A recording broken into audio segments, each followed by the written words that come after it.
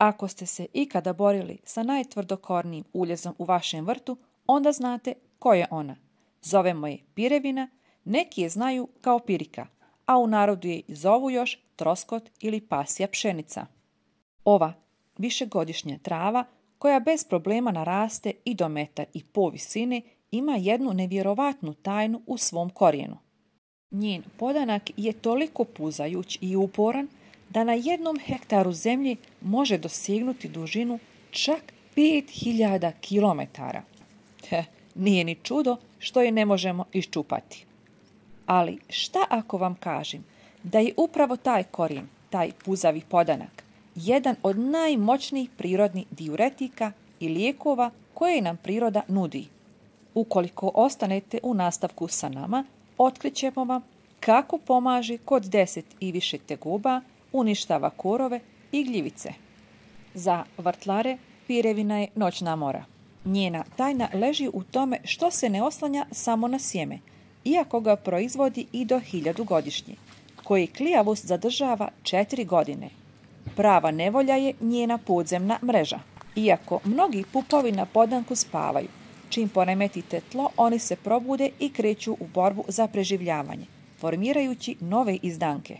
Zato, kada je vidite u polju, znajte da se ne borite samo sa jednom biljkom. Borite se sa mrežom koja dobro podnosi i sušu i plavljenje. Prava žilava napast. Ali, prije nego što iščupate i bacite, saznajte zašto je ovaj navodni korov zapravo dragulj za vaše zdravlje. Odmah da razjasnimo, ljekovita je cijela biljka, ali podanak, odnosno korijen, je naš fokus. Skuplja se u rano proljeće ili jesen. Tradicionalno, pirevina je poznata kao najmoćniji prirodni diuretik. To znači da je nezamjenjiva za sve probleme sa bubrezima i mokraćnim putevima. Koristimo je i za cistitis, uretritis, pa čak i za topljenje pijeska i kamenaca. Ali tu nije kraj priče. Pirevina aktivno čisti krv od otrova i kiselina. Također, pomaže kod gihta i reume jer potiče rad žlijezda. Čisti dišne puteve i pluća od nagomilane sluzi. Jača slabost jetre i žuči i koristi se kod žutice. Koristi se za mineralizaciju tijela i jačanje imuniteta, posebno sok iz svježih listova. Za spoljnu upotrebu koristi se za nečistu kožu lica, akne i sporo zarastajuće rane, tradicionalno sa oblozima od divlje mačuhice. Postoji i čudotvoran recept, pirevina sa vinom. 2 pregršti samljevenog korijena kuhate u 3 litra vina, dok se ne ukuha na pola. Pije se ujutro i uveče kod ovih tegoba. A kada se umorite od pijenja čaja ili vina, možete i pojesti. Korijen pirevine je jestiv, ima blago slatkast okus, te sadrži bjelančevine i vitamine. Možete ga pržiti i koristiti kao odličnu prirodnu zamjenu za kafu ili ga mljeti u brašno. A sada ono što će posebno zanimati vrtlare. Pirevina nije samo žrtva, može biti i oružje. A evo i kako kod suzbijanja nepoželjnih biljaka. Korijen pirevine namočen u vodi 24 sata, 100 grama na pola litra vode, daje nerazređen rastvor koji se koristi za zalivanje i prskanje biljaka koje želimo suzbiti. Protiv gljivičnih bolesti. Listovi pirevine su vaša prirodna odbrana.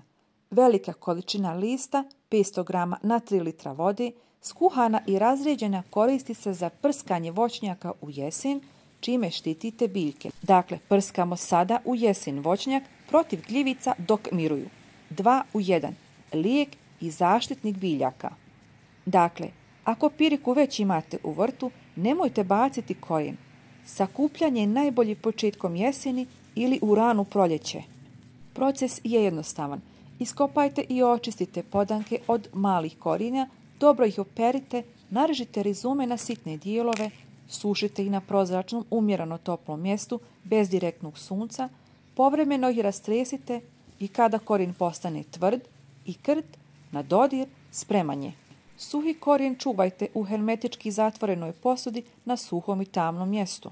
Ekstrakti ili oblozi pirevine mogu se koristiti za vanjsku primjenu, kako bi se ublažili simptomi upale, otekline ili bolova. Postoje tvrdnje da pirika može pomoći kod problema s mišićima i zglobovima. Sada kada imate spreman podanak, evo kako se koristi za zdravlje. Najčešće se čaj priprema tako što se 1 čajna kašika biljke prelije sa 250 ml ključale vode i ostavi 10 do 15 minuta. Procjedite i pijete 2 do 3 puta dnevno, ali kura ne bi trebala trajati duže od 6 do 8 sedmica.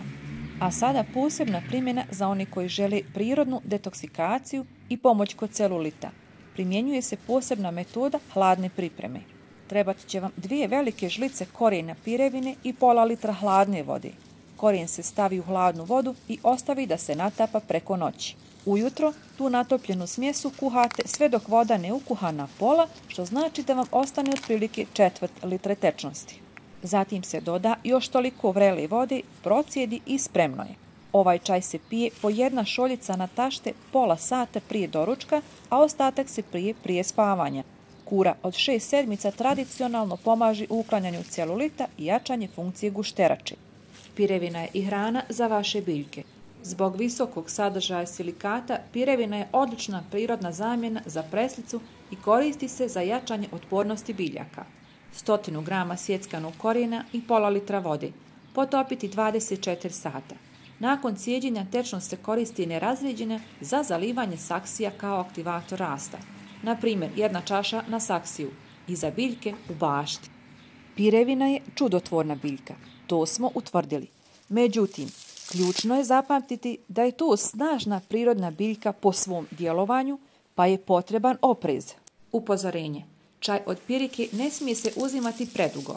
Duga neprekidna konzumacija može uzrokovati gubitak kalija iz organizma i opteretiti rad bubrega. Također, ne preporučuje se trudnicama i dojiljama. Uvijek se pridržavajte preporučenog doziranja. Ako vam je ovaj video pomogao da navodni korov pretvorite u pomoć za vaše zdravlje i zaštitnika bašte, ostavite like, pretplatite se, jer članovi imaju posebne pogodnosti. Napišite nam u komentarima da li ste znali za ove moći pirevine. Hvala vam na gledanju.